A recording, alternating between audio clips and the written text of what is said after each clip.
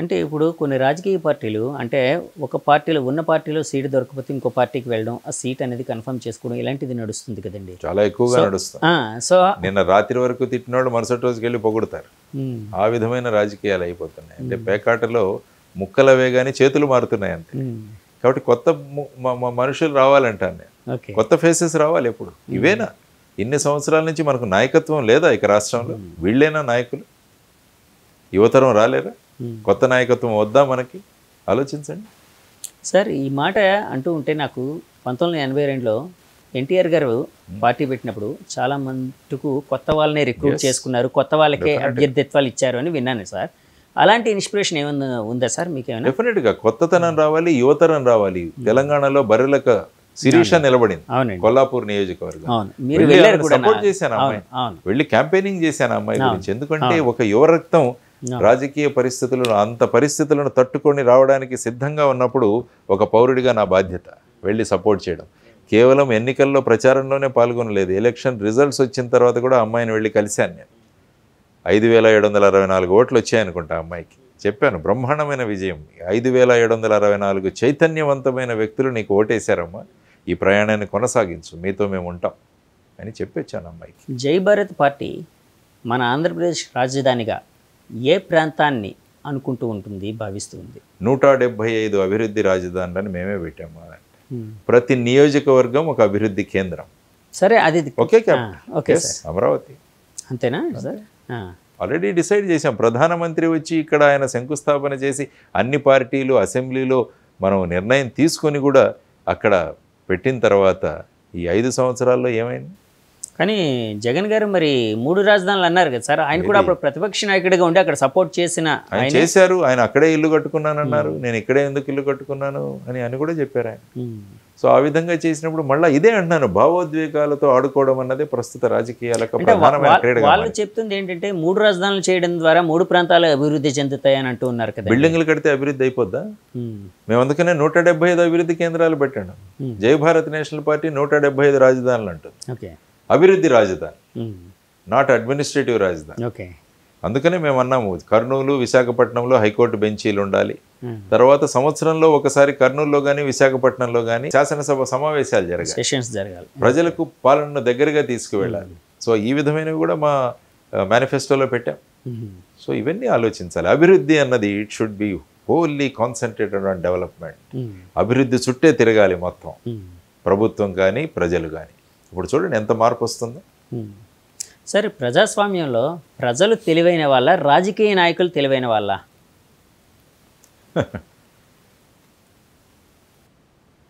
యాక్చువల్గా ప్రజలే ప్రభువులు అంటాం మనం. కానీ ఏమవుతుందంటే ఈ విషయాలు, ఈ రాజకీయ నాయకులు వచ్చి వాళ్లకు ఈ విధమైన అభూత కల్పనలు, ఈ విధమైన భావోద్వేగాలు ఇవన్నీ రెచ్చగొట్టడం వల్ల వాటి మీద ఆధారపడి, కాబట్టి ప్రజలలో చైతన్యం తీసుకొస్తేనే అప్పుడు నిజమైన ప్రజాస్వామ్యం వస్తుందని మనం అనుకుంటాం.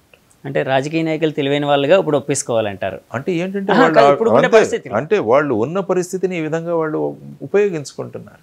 కాబట్టి ప్రజలు ఆలోచించాలి. సో అవకాశం ఉంది కాబట్టి వాళ్ళు ఉపయోగించుకుంటున్నారు. అవకాశం ఇవ్వకూడదు, దానికే చైతన్యం అంటున్నాను.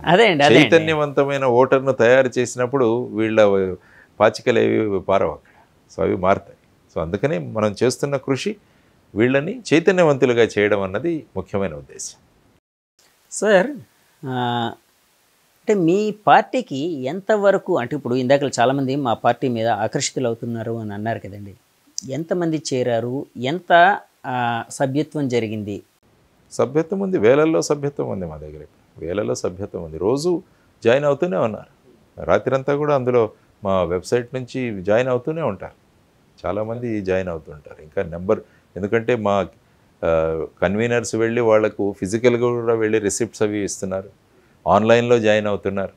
సో ఇవన్నీ కూడా జరుగుతాయి. మీరు పార్టీ పెట్టిన తర్వాత ఎక్కడ సదస్సులు లేకపోతే ఒక సమావేశాలు ప్రజలతో ఒక పెద్ద భారీ బహిరంగ సభలు ఇలాంటివి బహిరంగ సభలు పెట్టాం? ఎందుకు సార్ పెట్టాం మేము? అదే కారణం ఏంటంటే మేమంతా చిన్న చిన్న, అది ఆ ఖర్చు మేము తట్టుకోలేం. ఓకే, లక్షల మందిని ఎక్కడ తీసుకురాం మేము. వాళ్ళకు వెహికల్స్ పెట్టడం, వాళ్ళకు భోజనాలు పెట్టడం, ఇవన్నీ కూడా అంత స్థాయిలో లేవు. మేము వెళ్ళి ఇంటిలో కలుస్తాం, మా మేనిఫెస్టో తీసుకొని ఇంటికి వెళతాం.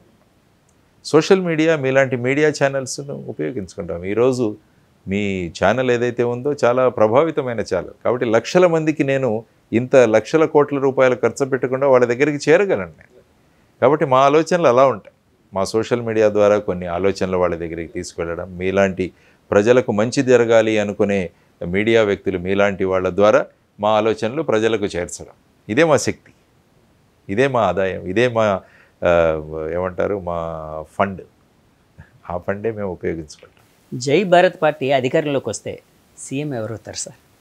చేంజ్ మేకర్ వస్తారు. Change maker. సీఎం అంటే మార్పు తెచ్చే వ్యక్తి. సీఎం ప్రజలు అవుతారు. కాదు సార్, ఆ వ్యక్తి పేరు జేడి లక్ష్మీనారాయణ గారు అయ్యి ఉండొచ్చు అంటారా? మా సభ్యులు నిర్ణయిస్తారు. సభ్యులు ఎన్నుకుంటారు. ఎమ్మెల్యేలు వాళ్ళ నాయకుడు ఎవరు కావాలని సభ్యులు నిర్ణయిస్తారు. అందుకనే అంటున్నాను, our party is totally democratic. Okay, మేము నేనే ఎప్పుడు ఇప్పుడు అంటున్నారు కదా ఆయనే సీఎం లేకుంటే కొట్లాటలు జరుగుతున్నాయి.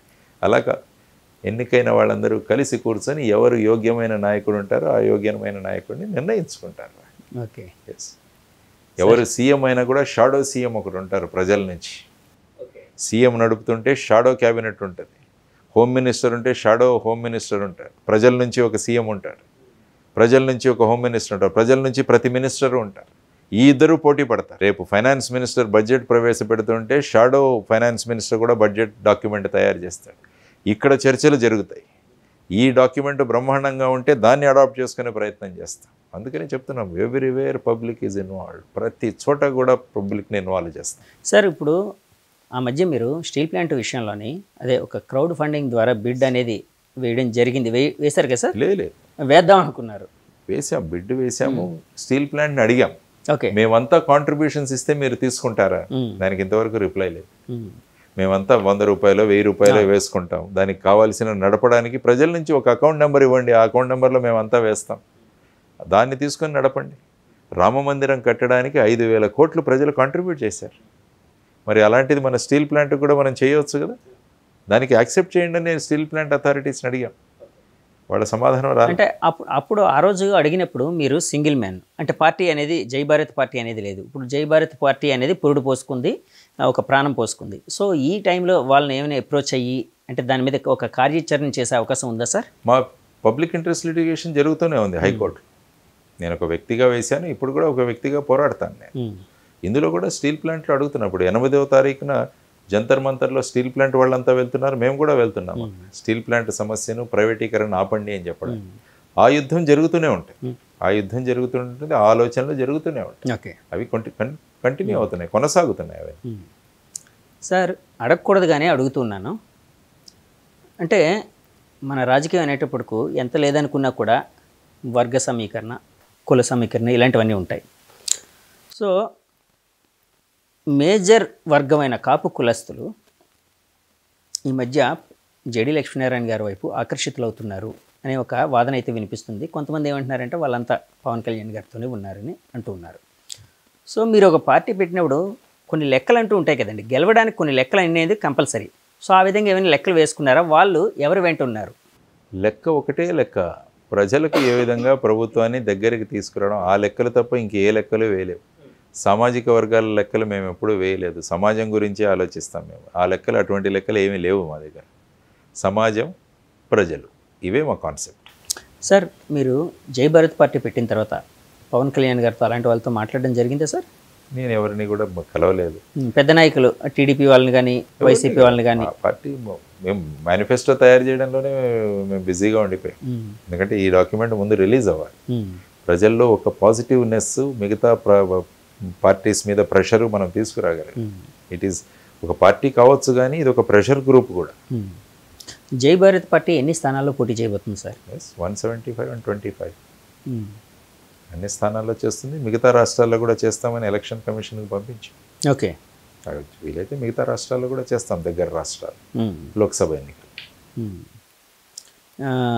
చాలాసార్లు బయట వినిపిస్తుంది ఏంటంటే జై భారత్ పార్టీ వెనక ఒక చోట కొంతమంది మోడీ గారు ఉన్నారు, కేపాల్ గారు లాంటి వాళ్ళు అనేటప్పుడు మోడీ గారు ఉన్నారంటున్నారు. వైసీపీ వాళ్ళు ఈ జేడి లక్ష్మీనారాయణ గారు వెనక చంద్రబాబు గారు ఉన్నారు అంటున్నారు. టీడీపీ వాళ్ళు జేడీ గారు వెనక జగన్ గారు ఉన్నారు అంటున్నారు. సో వీళ్ళు ముగ్గురు కలిసి మీ వెనుకున్నారా సార్? అంటే ఈ ప్రజలంతా మా వెనకాల ఉన్నట్టేగా, ప్రజలు మా వెనకాల ఉన్నారు. చూడండి ఇందులో ఏం తథ్యం, ఆయన ఉన్నారు, వీళ్ళ వెనక ఆయన ఉన్నారు, మా వెనకాల బ్రహ్మాండంగా బొకేస్ ఉన్నాయి, మా పార్టీ వెనకాల ప్రజలు ఉన్నారు. ఇవన్నీ కూడా ఊహాగానాలు, తథ్యాలు. ఈ విధంగా మీరే అన్నారు. అదే మనం ఇంకా రాజకీయాల్లో ఇంకా దిగజారిపోతున్నాం, రాజనీతిజ్ఞతను మనం బయటికి తీసుకురావాలని మేము అనుకుంటున్నాం అన్నది దానికి ఒక క్లియర్ ఎగ్జాంపుల్. సో రాష్ట్రం అనేది డెవలప్ చేయాలని మీ ఆలోచన ఏదైతే ఉందో అది నెరవేరాలని మనస్ఫూర్తిగా కోరుకుంటున్నాను సార్. అట్లాగే మీ జై భారత్ పార్టీ ప్రజల్లో ఒక చైతన్యం తీసుకొని వచ్చి అధికారం దిశగా వెళ్ళాలని మనస్ఫూర్తిగా కోరుకుంటూ thank you very much. Thank you very much. Thank you. జై భారత్. వ్యూస్ చూసారు కదండి, జై భారత్ పార్టీ అధినేత జేడి లక్ష్మీనారాయణ గారి అంతరంగం. సో ఆయనైతే సమాజంలో ఒక మార్పు తేవాలని జై భారత్ పార్టీని పెట్టాను, నా వెనక ఏ నాయకులు లేరు, ప్రజలు మాత్రమే ఉన్నారని చెప్తూ ఉన్నారండి. సో ఈ ఇంటర్వ్యూ మీకు నచ్చితే మా ఛానల్ లైక్ చేయండి, కామెంట్ చేయండి, షేర్ చేయండి, సబ్స్క్రైబ్ చేయండి. Thank you very much. Signing off me Jagadish. By by.